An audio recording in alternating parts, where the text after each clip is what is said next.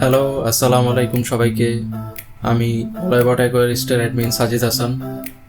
আজকে এই ভিডিওর মাধ্যমে আমরা এই ত্রিপল এ চ্যানেলের নতুন নলেজ বেস যেই ভিডিওগুলোর যাত্রা তা শুরু করতে যাচ্ছি। তো আজকে যে টপিক নিয়ে আমরা আলোচনা করব এটি হচ্ছে একটি ট্যাঙ্কে কিভাবে বিগিনিং লেভেল থেকে সেট আপ করতে হয়, এই নিয়ে বেসিক যে নলেজগুলো আছে সেইগুলো নিয়ে আমরা আলোচনা করব। এই পুরো ভিডিও জুড়ে কিছু ছোট ছোট অ্যানিমেশন বা টুকটাক অ্যানিমেশন ক্লিপ দিয়ে আমরা ব্যাপারটি আরো সহজভাবে বোঝার চেষ্টা করব।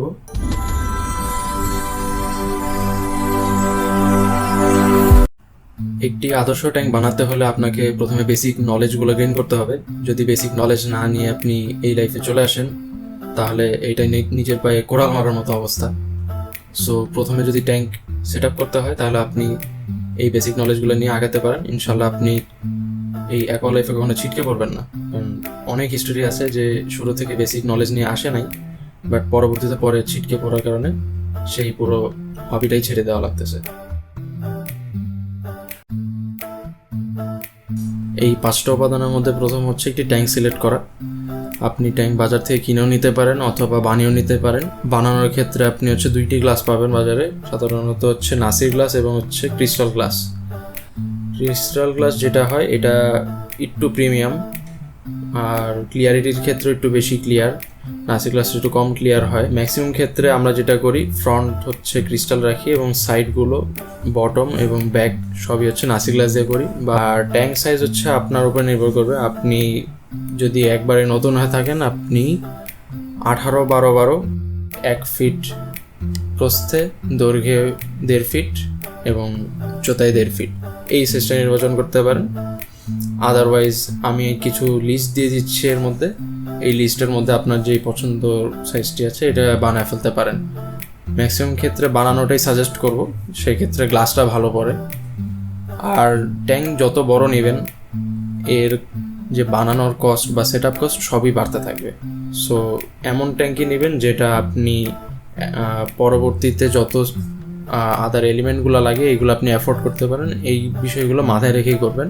আমাদের লিস্টের পরবর্তী যে উপাদানটি আছে সেটা হচ্ছে একটি ফিল্টার সিলেকশন করা। ফিল্টার একটি ট্যাঙ্কের খুবই গুরুত্বপূর্ণ একটি মূল অংশ। ফিল্টার আপনি যত ভালো নেবেন আপনার মাছের আয়ু ততই বৃদ্ধি পাবে। আর বাজারে অনেক ধরনের ফিল্টার পাওয়া যায়, তার মধ্যে বেশ অন্যতম যেগুলো ইউজ হয় তার মধ্যে আছে hop filter, top filter, sump filter, canister filter. তার মধ্যে হপ ফিল্টারটা খুবই বেশি ইউজ হয়, সাম্পও অনেক বেশি ইউজ হয়।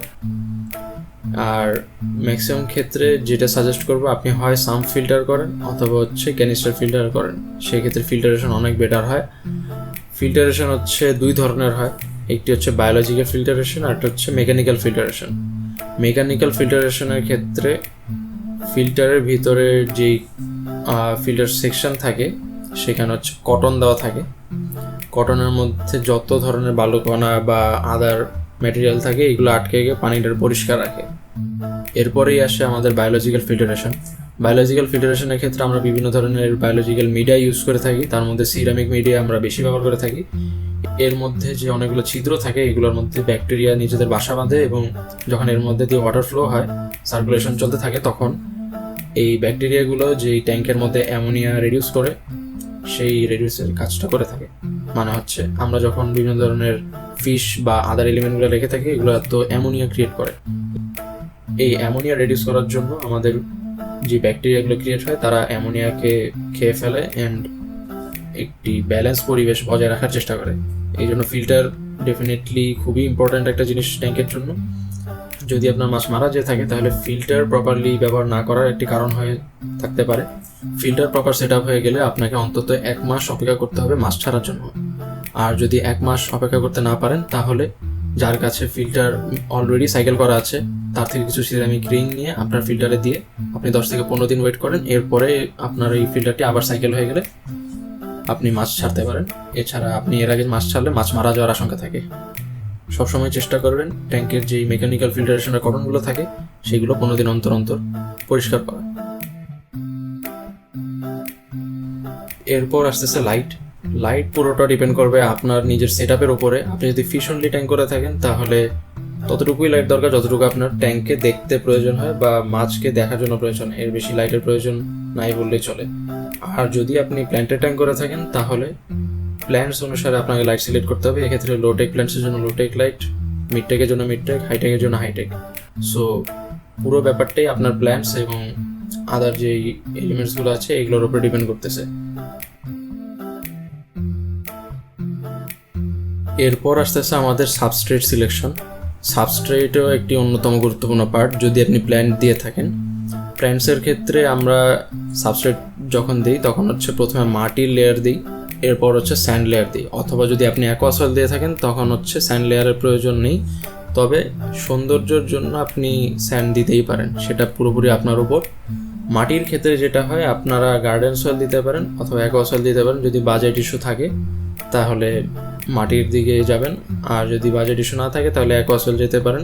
তবে বাজারে এখন কম দামে অনেক অ্যাকোয়াসয়েল পাওয়া যাইতেছে যেগুলো ম্যাক্সিমাম ক্ষেত্রেই হচ্ছে ফেক হয়ে থাকে। সো আমি সাজেস্ট করব যে আপনি ফেক অ্যাকোয়াসয়েলগুলো নেওয়ার থেকে আপনি গার্ডেন সয়েলে থাকেন, সেটা অনেক বেটার হবে। মাটির পর আসতেছে বালি।